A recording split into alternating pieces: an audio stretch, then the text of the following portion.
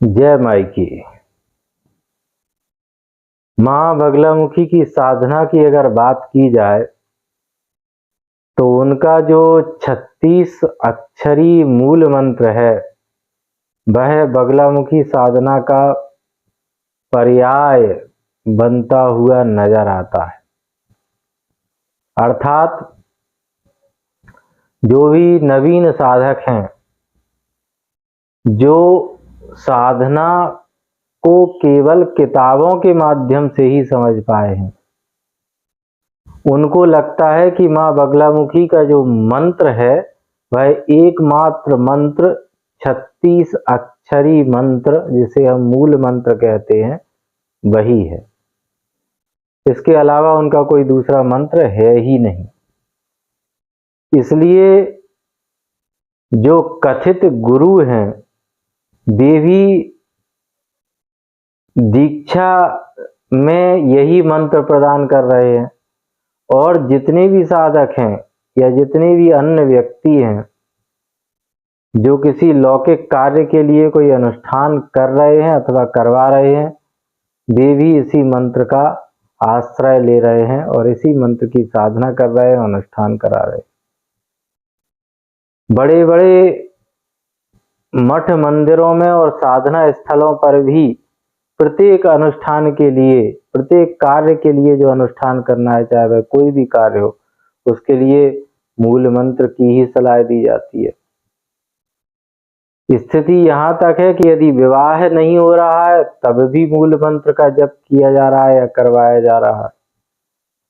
अगर कोर्ट कचहरी की बात है तब भी मूल मंत्र, शत्रु की बाधा है तब भी मूल मंत्र, धन नहीं है तब भी मूल मंत्र, ग्रह क्लेश है तब भी मूल मंत्र। सब कुछ कार्य के लिए केवल मूल मंत्र ही दिखाई दे रहा है।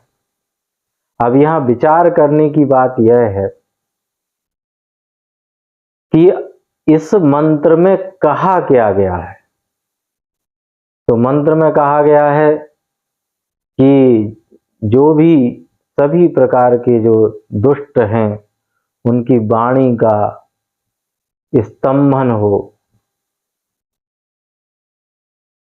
मुख का स्तंभन हो और बुद्धि का नाश हो, इस तरह की बात कही गई है। और उपयोग किया जा रहा है कि धन प्राप्ति नहीं है तो मूल मंत्र का जप करें, विवाह नहीं हो रहा है तो मूल मंत्र का जप करें। तो यह कहां तक इस मंत्र का जप करना सही है, और मूल मंत्र जो 36 अक्षर का मंत्र है उसका वास्तविक उपयोग क्या है,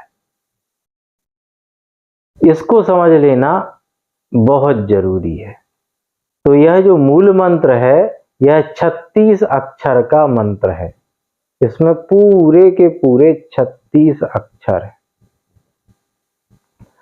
अब इसमें 36 अक्षर हैं, इसमें भी बहुत से व्यक्ति कुछ घटाते बढ़ाते रहते हैं अज्ञानता की वशीभूत होकर के। उसमें कभी कभार नाम जोड़ देते हैं या कीलय कीलय कर दिया, विनाशय विनाशय कर दिया। इस तरह से भी लोग अपनी अल्प बुद्धि का आश्रय लेकर के इस तरह के कार्य करते रहते हैं, जो कि बिल्कुल अनुचित है। क्योंकि मंत्र एक सूत्र होता है, एक समीकरण होता है जिस पर बहुत बहुत बहुत तप के माध्यम से काम किया गया होता है, इसलिए वह जागृत होता है। अब अगर हम उसमें कुछ घटाते बढ़ाते हैं तो फिर वो उसका उतना प्रभाव नहीं रह जाता। खासकर इस मंत्र में कुछ मंत्र ऐसे होते हैं जिनमें नाम इत्यादि जोड़ने होते हैं, वो मंत्रों की बात अलग है, परंतु इस मंत्र में इस तरह से नहीं करना चाहिए। अब यह 36 अक्षर का मंत्र है, तो आपको यहां यह समझ लेना आवश्यक है कि यह इतना प्रधान मंत्र है, इतना मूल मंत्र है कि इसमें पूरी सृष्टि समाई हुई है। क्योंकि शास्त्र कहता है, सूत संहिता में उल्लेख मिलता है, कहा गया है आप्रलयम यत्तिष्ठति सर्वेषां भोगदायी भूतानां तत् तत्त्वमिति प्रोक्तम न शरीर घटादि तत्त्वमतः। अर्थात यह जो कुछ भी हमारे जीवित रहते हुए और प्रलय पर्यंत जो कुछ भी हम भोग रहे हैं और स्वयं भोक्ता भी हम भी, सब कुछ सृष्टि में जो कुछ भी है वह सब कुछ 36 तत्वों में ही बसा हुआ है, 36 तत्वों से ही बना हुआ है। और इन 36 तत्वों का प्रतिनिधित्व करता है यह 36 अक्षरी मंत्र। अर्थात पूरी सृष्टि का जो शक्ति सामर्थ्य है वो इस मंत्र में समाहित है। और इसको इस तरह भी समझना चाहिए कि सृष्टि में जो कुछ भी है वह सब इस मंत्र की साधना को करने से आप प्राप्त कर सकते हैं। अब यहां प्रश्न यह उठता है कि क्या कोई भी लौकिक वस्तु को हम इस मंत्र के माध्यम से प्राप्त कर सकते हैं? जैसे अगर धन नहीं है तो धन प्राप्त कर सकते हैं, स्त्री सुख नहीं है तो स्त्री सुख प्राप्त कर सकते हैं, शत्रु नाश कर सकते हैं, किसी से हमें बैर है वो अच्छा नहीं लगता हमें तो क्या है उसको शत्रु नाश कर सकते हैं, या अन्य बहुत सारी जीवन की लौकिक व्यवहार की समस्याएं हैं उन सबको दूर इससे किया जा सकता है।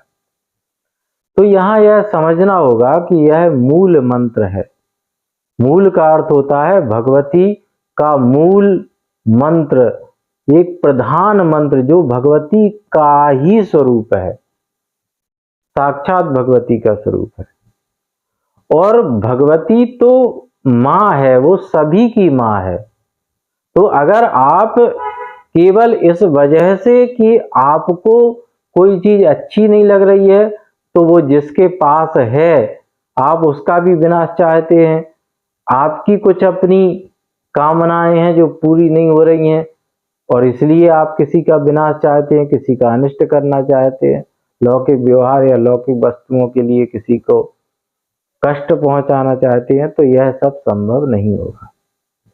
अगर आप अपने सुख के लिए दूसरे का नुकसान करना चाहते हैं तो यह सब इस मंत्र से संभव नहीं होगा, क्योंकि मंत्र आपको पारलौकिक सुख देने के लिए होते हैं, लौकिक सुख का गुलाम बनाने के लिए नहीं होते। वे आपको ऐसा उपलब्धि देने वाले होते हैं जिसको प्राप्त कर लेने के बाद समस्त लौकिक सुख बहुत ही छोटे नजर आते हैं, तुच्छ हो जाते हैं। यह एक बहुत बड़ा लक्ष्य है और बहुत बड़े लक्ष्य को प्राप्त करने के लिए छोटे लक्ष्य पर ध्यान नहीं दिया जाता। तो इसलिए यह संभव नहीं है कि आप लौकिक व्यवहार में अपनी कुछ क्षुद्र इच्छाओं के वशीभूत होकर के इसका प्रयोग करें और फिर उनको प्राप्त भी करें। यह सब इतना इससे संभव नहीं हो सकता। अब कुछ लोग यह भी कहेंगे कि लेकिन हमने तो किया है, हमारी तो बहुत सारी शत्रुओं का नाश हुआ है, हमारा तो अमुक कार्य बहुत जल्दी सिद्ध हो गया। ऐसे लोग बहुत ज्यादा मिल जाते हैं।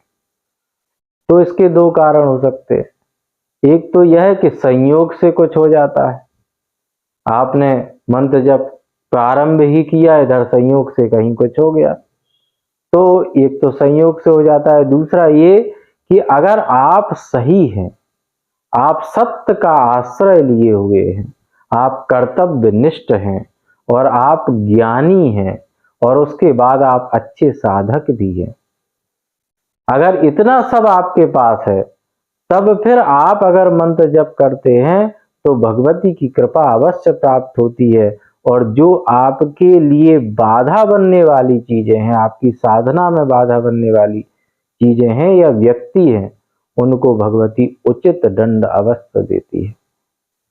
तो यह दूसरा कारण हुआ, या तो संयोग से हो जाता है या इसलिए हो जाता है। तो इस तरह से ये कार्य भी सिद्ध हो जाते हैं।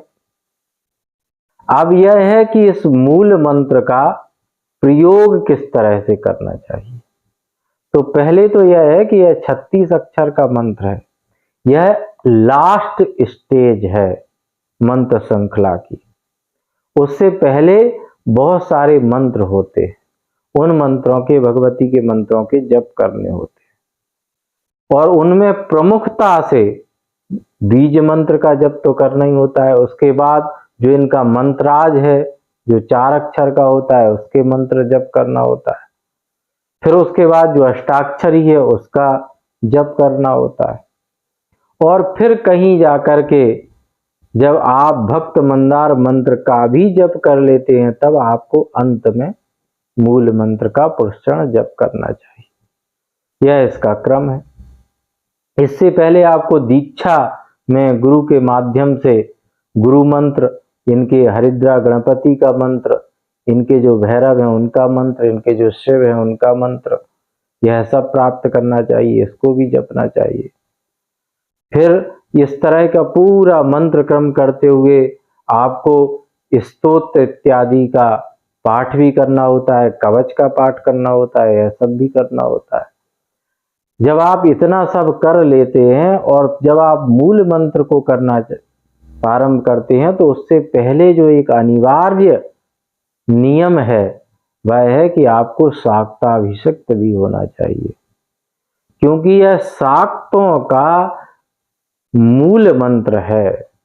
जो शाक्त मार्ग हैं, जो भगवती की साधना करते हैं, शक्ति की साधना करते हैं, उसका यह मूल मंत्र है। तो मूल मंत्र को करने से पहले शाक्ताभिषिक्त होना चाहिए। आप जिस कुल मार्ग में हैं, उस मार्ग में, उस कुल परंपरा में तो आपको आना चाहिए, उसमें तो आपका प्रवेश होना चाहिए, तभी तो आप इसको कर पाएंगे। तो शाक्ताभिषेक भी इसमें अनिवार्य है।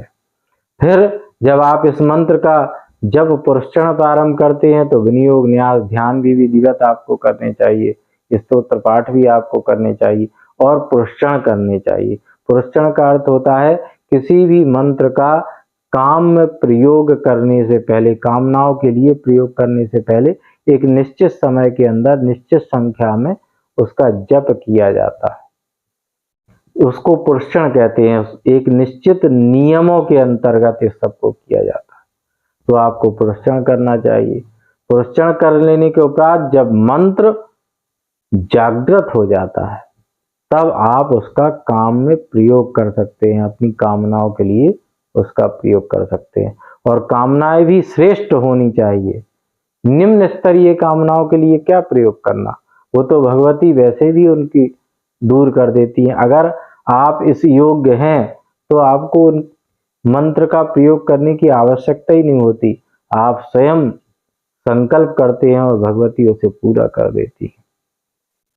तो फिर जो उच्च स्तरीय काम में प्रयोग हैं, उन सब का आप प्रयोग कर सकते हैं इस मंत्रों के माध्यम से। बहुत से व्यक्ति ये पूछते हैं कि पुरस्चरण के बाद मंत्रों का प्रयोग किस तरह से करना चाहिए। तो प्रयोग करने के लिए बहुत सी विधियां बताई गई हैं। अगर आप चाहेंगे कि मूल मंत्र के काम में प्रयोगों की विधि हम आपको बताएं, तो हमें कमेंट्स में अवश्य बताइएगा, हम उस पर भी चर्चा करेंगे। उसमें अनेक प्रकार के हवन के माध्यम से, तर्पण के माध्यम से, अभिषेक के माध्यम से, मंत्र जप के माध्यम से अनेकों प्रकार के अलग अलग विधान बताए गए हैं, जिनसे आप अनेकों प्रकार की कामनाओं को सिद्ध कर सकते हैं, अनेकों प्रकार की अभिलाषाओं को आप पूरा कर सकते हैं इस मंत्र के माध्यम से।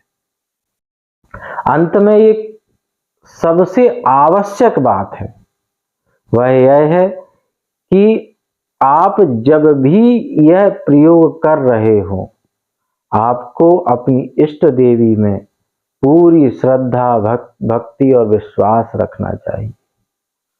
आपको मंत्र जप पहले तो इसलिए करना ही नहीं चाहिए कि आपको कुछ लालसा है, कुछ इच्छा है। लालसा तो साधक की एक ही होनी चाहिए कि वह भगवती के चरणों से प्रेम करता है, इसलिए वह उनके मंत्र का जप करता है। मंत्र जप तो साधक का स्वभाव हो जाता है, इसलिए वह मंत्र जप करता है।